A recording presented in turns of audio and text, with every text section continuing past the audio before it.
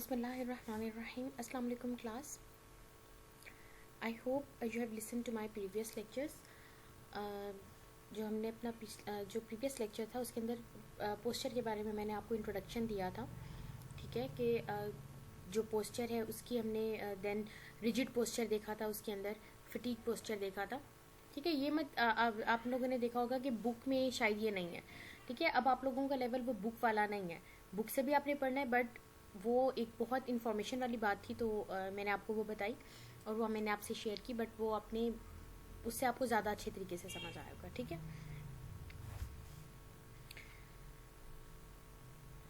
सो posture, अगर हम posture को देखें तो ये जो पोस्चर है इसके ये जो वर्ड्स हैं POSTURE पोस्चर, ठीक है, ये एक आसान तरीके से आपको समझाने की इसके अंदर कोशिश की गई है। जैसे P stands for pelvis is neutral with weight distribution, ठीक है। जब आप खड़े हुए हैं तो जब जाहिर बात है पेल्विस पे आपका वेट शिफ्ट हो रहा है, तो वो क्या है, न्यूट्रल है और वेट डिस्ट्रीब्यूटेड है, इक्वली डिस्ट्रीब्यूटेड है दोनों हाफ्स ऑफ द पेल्विस पर, और देन फिर आपकी लेग्स पे जाएगा, ठीक है। O on the whole foot, ठीक है, आपका वेट डिस्ट्रीब्यूटेड है। स्टेबल जॉइंट्स हैं। T फॉर टाइट एब्डोमिनल्स हैं, जब आप खड़े होते हैं जो आगे आपके मसल्स हैं जो यहाँ पे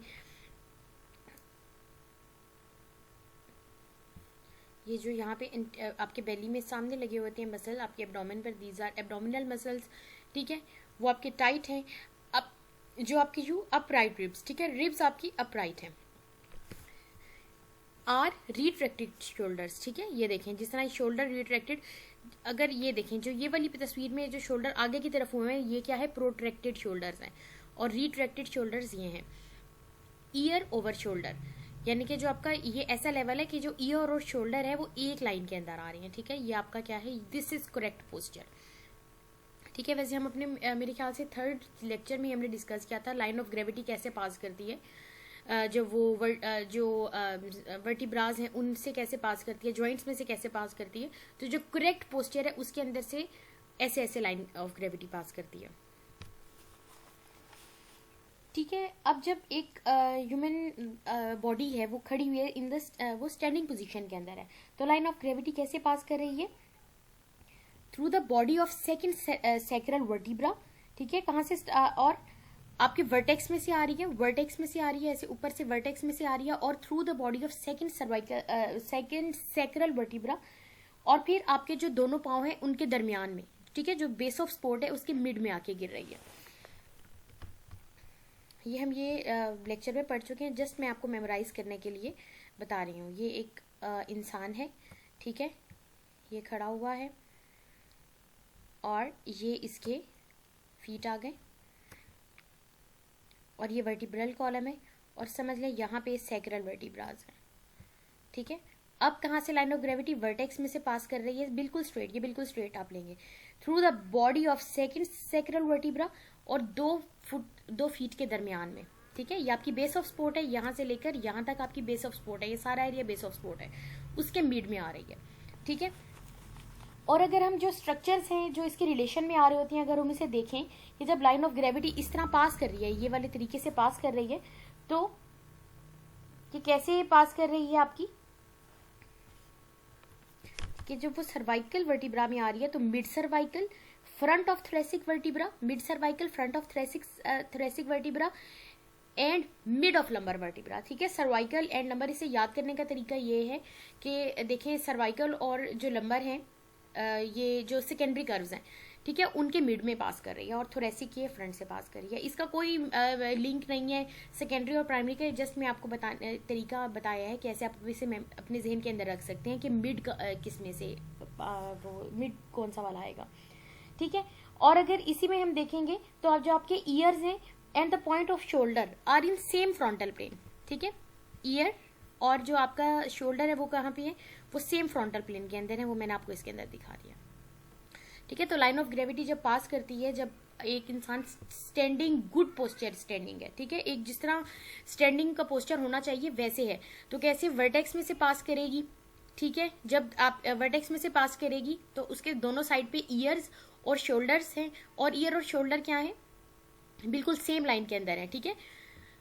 जिस तरह ये शोल्डर है और उसी के ऊपर ईयर है, ये देखिए, ये तो शोल्डर और ईयर की सिमेट्री खराब होगी ना, ईयर आगे चलेंगे शोल्डर यहाँ चला गया, ठीक है। फिर उसके बाद अगर हम वर्टिब्रल कॉलम में से देखें तो mid cervical front of thoracic vertebra and mid of lumbar vertebra, then body of second sacral vertebra, ठीक है। और फिर किस तरह से आपके फीट के दरमियान में चली जाती है, लाइन ऑफ ग्रेविटी ऐसे पास करती है।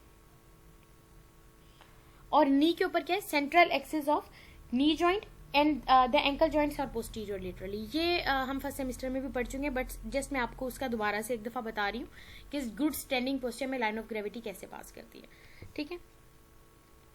Then types of posture, there are 2 types of posture, inactive posture, active posture, ठीक है। अगर हम इसमें देखें इनएक्टिव पोस्चर क्या है, जब आप रेस्टिंग और स्लीप में जो आपका पोस्चर आपकी बॉडी ने एज्यूम किया होता है, this is inactive posture.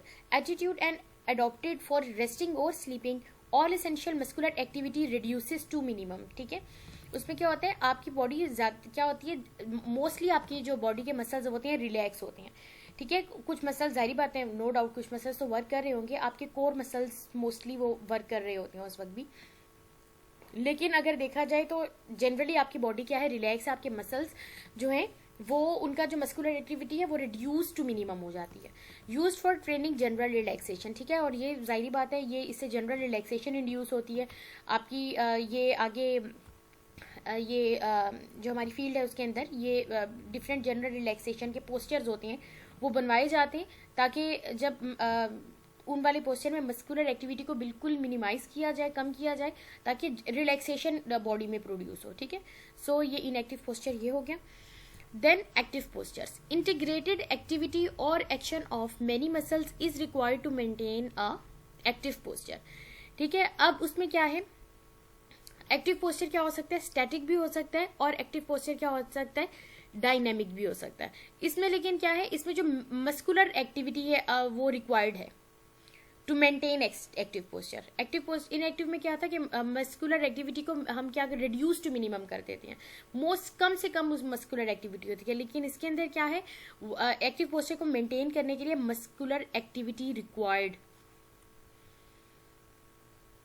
So it में बी आइदर स्टैटिक भी हो सकता है और डायनामिक एक्टिव पोस्चर भी हो सकता है, ठीक है। द स्टैटिक पोस्चर क्या है, the body and its segments are aligned and maintained in a certain position, constant pattern of posture, ठीक है। कांस्टेंट पैटर्न ऑफ पोस्चर, जिस तरह आप स्टैंडिंग है, लाइंग है एंड सिटिंग, कि उसमें एक कांस्टेंट, ठीक है, कांस्टेंट पैटर्न ऑफ पोस्चर है। जैसे फॉर एग्जांपल आपने अपने आप को किस तरह होल्ड किया हुआ है, जब फॉर एग्जांपल आप स्टैंडिंग पोजीशन में है, अब स्टैंडिंग पोजीशन आप कोई आधे घंटे तक स्टैंडिंग पोजीशन के अंदर ही है, ठीक है। अब उसके अंदर आप बेशक हिल वगैरह नहीं रहे, बट आपने एक पोस्चर मेंटेन हुआ हुआ है।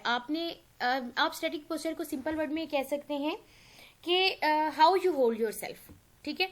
अब फॉर एग्जांपल सिटिंग पोस्चर में एक ही तरह से सिटिंग पोस्चर आपने बनाया हुआ है और वो 20 मिनट तक फॉर एग्जांपल आप उसी पोस्चर के अंदर हैं, तो जाहिर बात है अगर ये इनएक्टिव पोस्चर तो ना हुआ ना, हम उसके अंदर क्या है, क्योंकि रिलैक्सेशन तो प्रमोट नहीं हो रही। सो ऐसा पोस्चर जिसमें आप जाहिर बात है स्टैटिक पोस्चर में आप होल्ड किस तरह कर रहे हैं अपने आप को, जैसे फॉर एग्जांपल स्टैंडिंग है तो बस फिर स्टैंडिंग का एक जो पोस्चर बना हुआ है उसी पोस्चर को मेंटेन करना, दिस इज स्टैटिक पोस्चर। क्योंकि ये मैं आपको इसलिए इसकी एग्जांपल ऐसे बता रही हूँ क्योंकि आप कहेंगे देन अगर स्टैंडिंग देन सिटिंग और लाइंग अगर इसके अंदर आ गया है, लाइंग आ गया है, तो ये इनएक्टिव पोस्चर भी तो हो सकता है ना, ठीक है। लाइंग एक लाइंग है जिसमें बिल्कुल जनरल रिलैक्सेशन प्रमोट हो रही है। फिर लाइंग की भी तो इतनी टाइप्स होती हैं, हम डिस्कस करेंगे आगे जब हम पढ़ेंगे।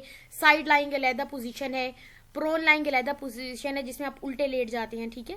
तो ये पोजीशन अलहदा अलहदा है। सो कांस्टेंट पैटर्न ऑफ पोस्चर के एक ही पोस्चर को आपने किस तरह से होल्ड किया हुआ है, how you hold yourself, ठीक है, in a certain position, in a certain posture, this is static posture.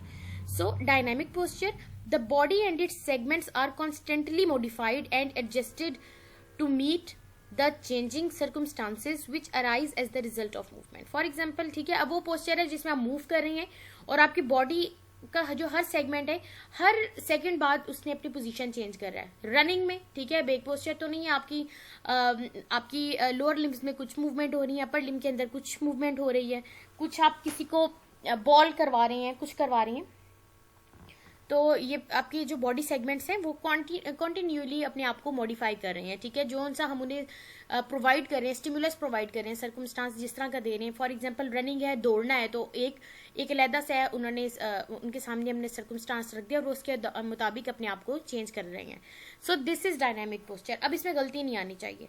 Inactive posture जो मैंने आपको बताया, जिसके अंदर क्या है कि आपके muscular activity reduce to zero हो चुकी है, रिड्यूस टू मिनिमम हो चुकी है. ठीक है,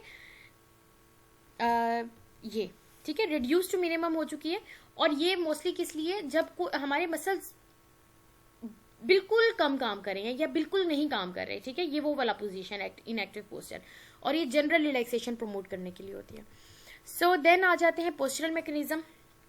ये जो पोस्चरल मैकेनिज्म यानी कि जो आपका पोस्चर को मेंटेन करने के लिए जो एक मैकेनिज्म है. ठीक है, अल्लाह ताला ने ऐसा निज़ाम बनाया हुआ है कि आपके ईयर्स भी उसमें हेल्प आउट कर रही हैं, आपकी विजन आपको हेल्प आउट कर रही है. बाकी आपके जॉइंट के अंदर भी रिसेप्टर्स होते हैं. ठीक है, वो बताते हैं कि अब ये वाली पोजीशन ठीक है, अब ये वाली पोजीशन ठीक नहीं है. तो ये पोस्चरल मैकेनिज्म्स हैं. सो द पोस्चरल मैकेनिज्म, इसके अंदर क्या है, मसल्स होते हैं और नर्वस कंट्रोल होता है. ठीक है, मसल्स अब क्या करते हैं. The intensity and distribution of muscle work which is required for both the static and dynamic posture varies with the pattern of posture and the physical characteristics of the individuals.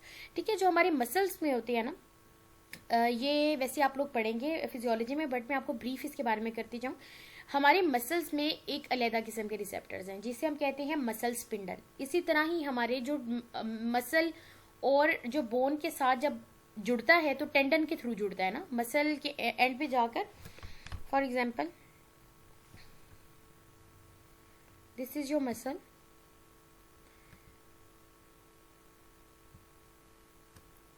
This is your muscle. ठीक है,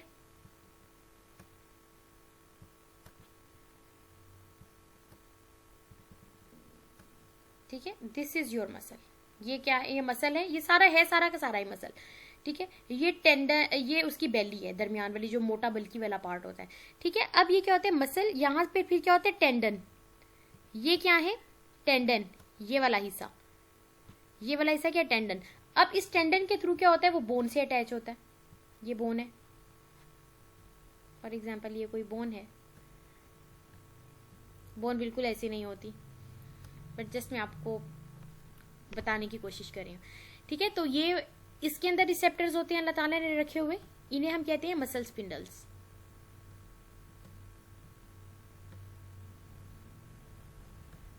muscle spindle.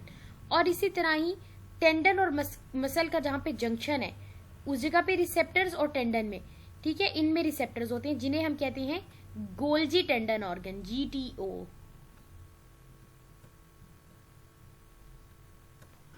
ठीक है, तो muscles क्या करते हैं, जब इनमें स्ट्रेच आता है. ठीक है, जब मसल स्ट्रेच होती हैं तो ये क्या होते हैं, रिसेप्टर्स एक्टिवेट हो जाती हैं. Muscle spindle for example. ठीक है, अभी मसल स्पिंडल का बता रही हूँ. मसल स्पिंडल एक्टिवेट हो जाएंगे. वो क्या करेंगे, वो मसल को फौरन से वो ब्रेन की तरफ सिग्नल भेजेंगे कि मसल अब इतना स्ट्रेच हो गया है. फिर वापस सेंसरी सेंसरी पाथवे के थ्रू सिग्नल जाएगा ब्रेन की तरफ. फिर ब्रेन मोटर पाथवे की जगह वापस उधर से सिग्नल आएगा और वो मसल को कहेगा नहीं अब रुक जाए आप, अब आपकी इतनी लिमिट है, आपने से ज्यादा स्ट्रेच नहीं होना. ठीक है, मसल स्पिंडल फिर क्या करते हैं, वो उसे और स्ट्रेच होने से बचाते हैं. ठीक है, सो ये बहुत एक्सटेंसिव टॉपिक है मसल स्पिंडल और बहुत ही मजे का टॉपिक है, मुझे बहुत पसंद है ये. तो अभी जब आप लोग स्केलेटल मसल पढ़ेंगे तो जिसकी वजह से मैंने आपको कहा था कि मसल का जो मसल स्ट्रेंथ है वो हम बाद में करेंगे, वो दरअसल इन्हीं चीज़ों की वजह से कहा था. बट इसमें भी ये चीज़ें थोड़ी सी यूज़ हो रही हैं तो मैं आपको इसका बता रही हूँ इसमें. ठीक है, सो फिर वो इस वजह से क्या हो जाता है, मसल को ओवर स्ट्रेच होने से रोकता है और मसल फौरन कॉन्ट्रैक्ट कर लेगा, वापस स्ट्रेच नहीं होगा, कॉन्ट्रैक्ट कर लेगा. ठीक है, ये टेंशन को दरअसल डिटेक्ट करती हैं, स्ट्रेच और टेंशन को ये डिटेक्ट करती हैं. इसी तरह ही GTOs, उनका भी काम यही है. उनका काम क्या है, उनका काम भी कुछ इसी तरह का है. वो किस तरह से है कि जो ही ये अपने जब ये यहाँ से स्ट्रेच होगा, ठीक है, स्ट्रेच होगा मसल, ये एक्टिवेट हो जाएंगे, ये देखेंगे लेंथनिंग हो रही है मसल में, और फिर फौरन से ये सिग्नल ब्रेन को भेजेंगे, देन ब्रेन से वापस आएगा और वो इसका ऑपोजिट वर्क करेंगे कि ज़्यादा स्ट्रेच ना हो जाएंगे. ठीक है, इसी तरह ही पोस्चर में जब हम जाहिर बात है गिरने लगे होते हैं, ठीक है, गिरने लगे हैं फॉर एग्जांपल, अभी हमारा पोस्चर खराब हो गया, फौरन से ऐसा तो नहीं होता कि हम 2 मिनट वेट करें कि नहीं अभी हम अपना पोस्चर ठीक करते हैं, ऐसा तो नहीं होता ना। विद इन सेकेंड्स हम कोशिश करते हैं कि हम अपने पोस्चर में वापस आ जाएं जो हमारा प्रीवियस सही वाला पोस्चर है। तो इसी तरह ही जब वो हम गिरने लगते हैं, हमारा पोस्चर थोड़ा सा डिस्टर्ब होता है, ये मसल्स के यही जो रिसेप्टर, ये जो उसके अंदर अल्लाह ताला ने ये मसल ये चीज़ें डाली हैं, वो फ़ौरन से एक्टिवेट हो जाएंगे और वो फ़ौरन से आपके ब्रेन की तरफ सिग्नल भेजेंगे और फ़ौरन से आप अपने आप को एक करेक्ट पोस्चर में कर लेंगे, ठीक है। सो ये चीज़ें भी होती हैं जीटीओज और मसल स्पिंडल्स। अब हम इसे देख लेते हैं। The group of muscles are use to maintain the erect posture of the body. अच्छा, जो आपके बॉडी का इरेक्ट पोस्चर जो मेंटेन कर रहे हैं वो आपके मसल्स कौन से होते हैं?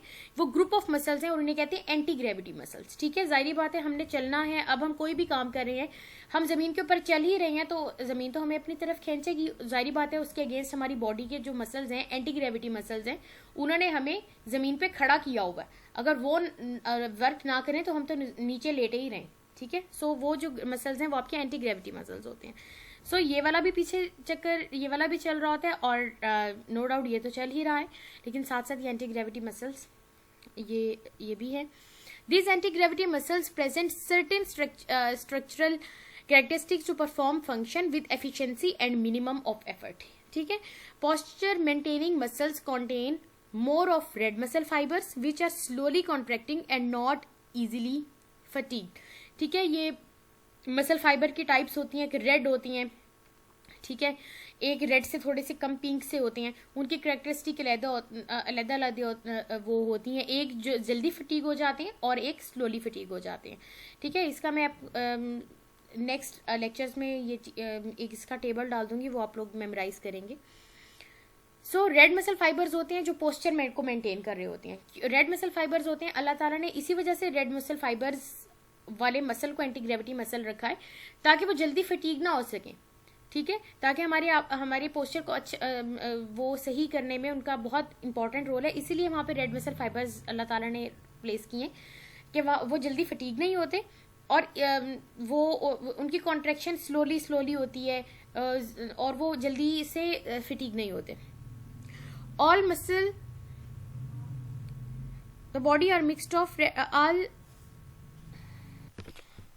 सॉरी ये बीच में गैप आ गया, ये है all muscles in the body, ठीक है। All muscles in the body, ये वैसे ही जनरल इंफॉर्मेशन है। All muscles in the body are mixed of, ठीक है, वो क्या होते हैं, रेड और जो वाइट मसल फाइबर्स हैं उनसे मिलके बने होते हैं। मसल्स ऑफ हैंड है उसके अंदर वाइट मसल फाइबर्स ज्यादा होती हैं इसलिए वो जल्दी फटीग हो जाते हैं। आइज के भी जो मसल्स होते हैं उनके अंदर वाइट फाइबर्स ज्यादा होते हैं तो वो जल्दी फटीग हो जाते हैं, ठीक है।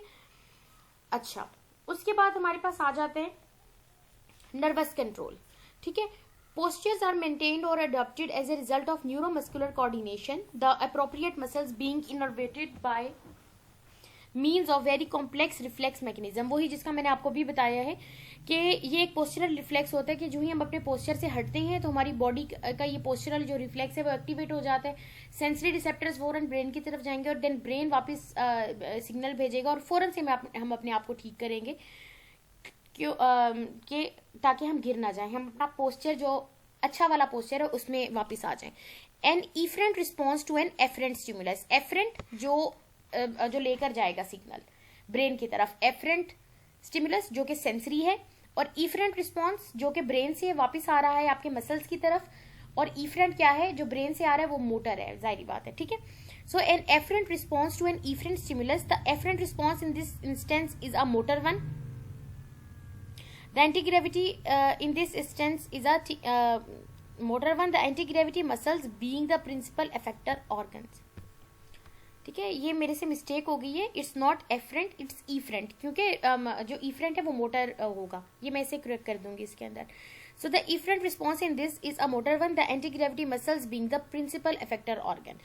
ब्रेन की तरफ फॉरन एफरेंट स्टिमुलस किया, सेंसरी स्टिमुलस किया, देन ब्रेन से वापस जो सिग्नल आएगा वो इफरेंट सिग्नल उसे कहेंगे और वो मोटर सिग्नल होगा और वो किसकी तरफ गया, anti gravity muscles effector organ. क्या जाहिर बात है एफरेंट जो सिग्नल है वो एंटी ग्रेविटी मसल्स तक गया तो वो क्या है, उन्होंने कॉन्ट्रैक्ट करना है या उन्होंने रिलैक्स करना है, तो वो एंटी ग्रेविटी मसल्स ऑर्गन हुए ना, इफेक्टर ऑर्गन, जिन पे एफरेंट स्टिमुलस जाके उन्हें स्टिमुलेट करेगा, ठीक है।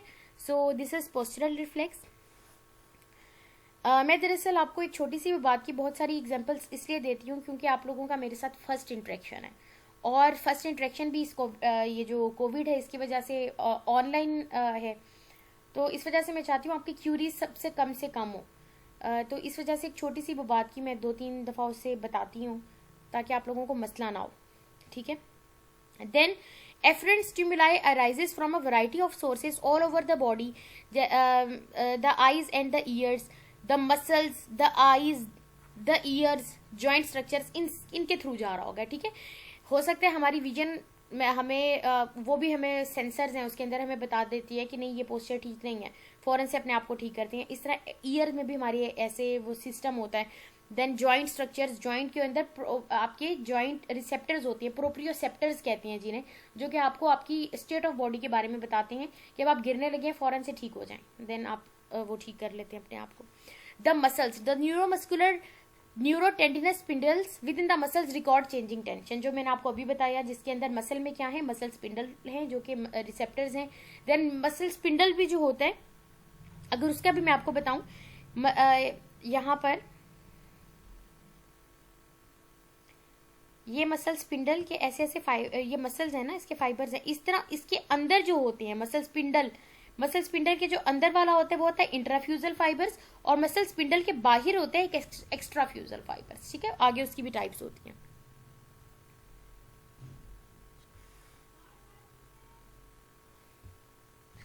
ठीक है, फिर आइज क्या है, ये जो मसल्स वाला मैंने आपको बताया वही जो मसल जो स्पिंडल्स होती हैं, और न्यूरोटेंडिनस स्पिंडल्स, ये जो आपके जो टेंडन के अंदर रिसेप्टर्स प्रेजेंट हैं, इनके बारे में मैंने आपको बताया।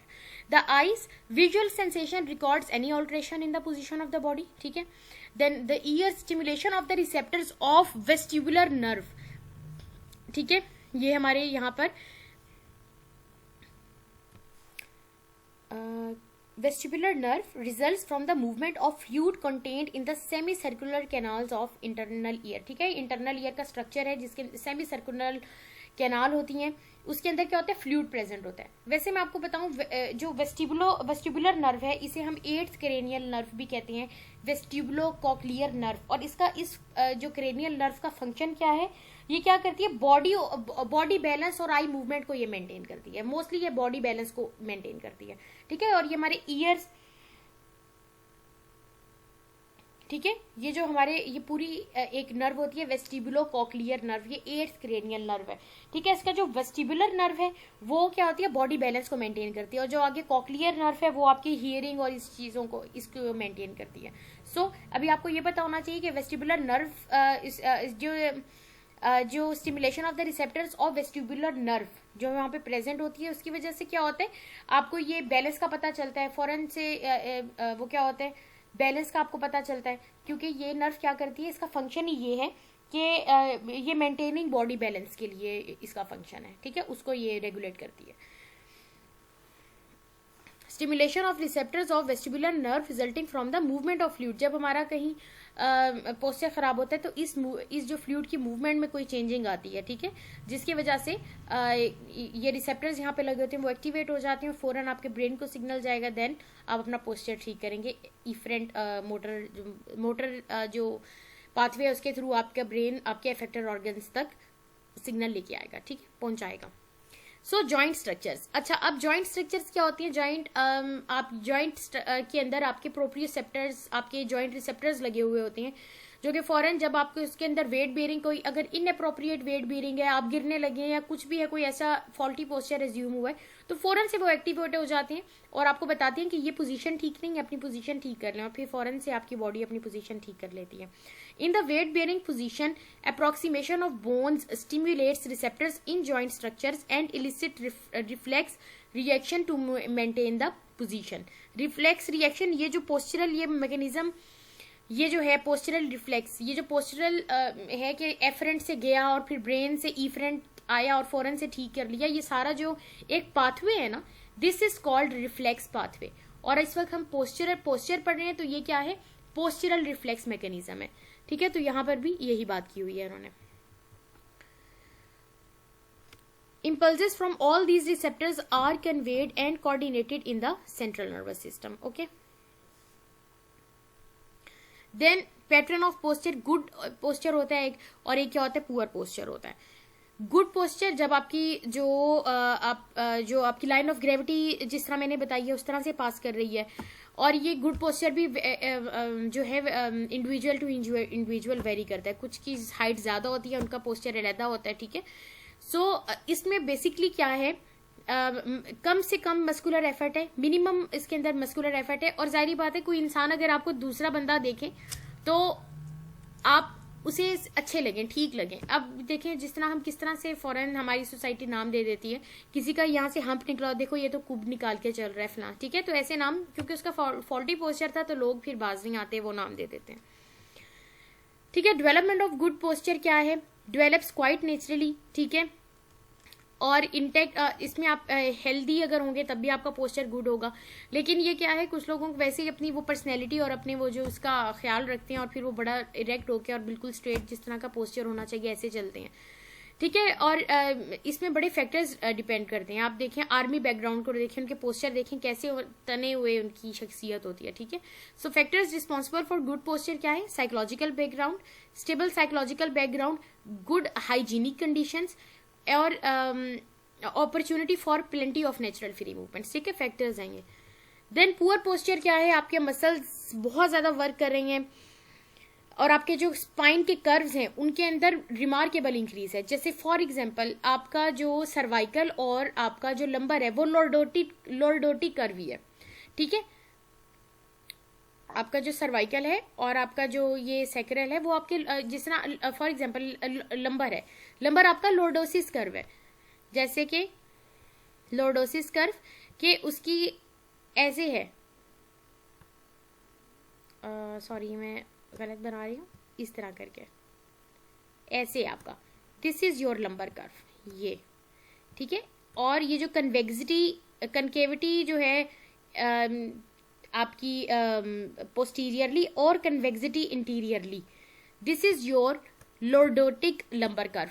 लेकिन अब इतना ये नेचुरल है, लेकिन अगर ऐसा हो जाए ये कर्व, ठीक है, तो क्या हो जाएगा, इंक्रीज लॉर्डोसिस, वो एबनॉर्मल लॉर्डोसिस है, ठीक है। तो ये क्या वो कहना चाह रहे हैं कि जो नॉर्मल कर्व्स ऑफ स्पाइन है जिसके अंदर काइफोसिस भी है, लॉर्डोसिस भी है, लेकिन जब आपका पोस्चर फॉल्टी पोस्चर होगा, पुअर पोस्चर होगा, तो वो क्या हो जाएंगे, वो कर्व और ज्यादा इंक्रीज हो जाएंगे। तो वो लॉर्डोसिस जो है वो हाइपर लॉर्डोसिस हो जाएगा, काइफोसिस हाइपर काइफोटिक हो जाएगा, ठीक है। और आपकी मूवमेंट की एफिशिएंसी भी कम हो जाती है, आप जल्दी फिटीग हो जाते हैं। पुअर जो है उसके लिए रिस्पॉन्सिबल जो फैक्टर्स हैं, मेंटल एटीट्यूड, साइकोलॉजिकल जिनको प्रॉब्लम होती है उनका पुअर पोस्चर होता है। Then poor hygienic conditions, prolong fatigue, ठीक है। जैसे एक ही जिस तरह वो जब आप लोग स्टूडेंट लाइफ में हैं जिस तरह, तो वो आप लोग पढ़ रहे हैं लैपटॉप के सामने और फिर गर्दन आगे की तरफ झुकाई हुई है और कमर बिल्कुल पीछे से फ्लैट हुई है, तो जाहिर बात है ये आहिस्ता आहिस्ता करके फिर आपका ये पोस्चर बन जाएगा, ठीक है। तो प्रोलॉन्ग फिटीग, फिर वो दर्द बढ़ता जाता है।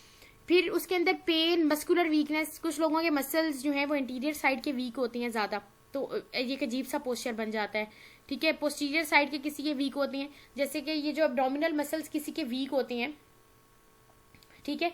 एब्डोमिनल मसल्स वीक होते हैं, वो पेट आगे की तरफ चला जाता है, पेट आगे की तरफ चला जाएगा, जो लंबर स्पाइन की तरफ ही, लंबर स्पाइन जो है एब्डोमिन उसी के आगे है ना, तो पेट के मसल्स वीक होंगे, पेट आगे की तरफ चला जाएगा, यहाँ से वो जो मसल्स पीछे से क्या हो जाएंगे, वो वीक है, वो पेट आगे की तरफ निकल जाएगा, ठीक है। तो मस्कुलर वीकनेस की वजह से भी होता है। देन ऑक्यूपेशनल स्ट्रेस, और कभी कभी क्या है, faulty idea of good posture. कुछ लोगों को लगता है जो हमारा फॉल्ट पोस्चर है ना, ये फॉल्ट नहीं है, फॉल्टी पोस्चर नहीं है, बेसिकली अच्छा पोस्चर ही है, ठीक है। फिर उनके जरा दिमाग की ट्यूनिंग करनी पड़ती है कि नहीं ये वाला फॉल्टी पोस्चर है, ये गुड पोस्चर नहीं है। So this is the end of today's lecture. तो ओके क्लास, थैंक यू।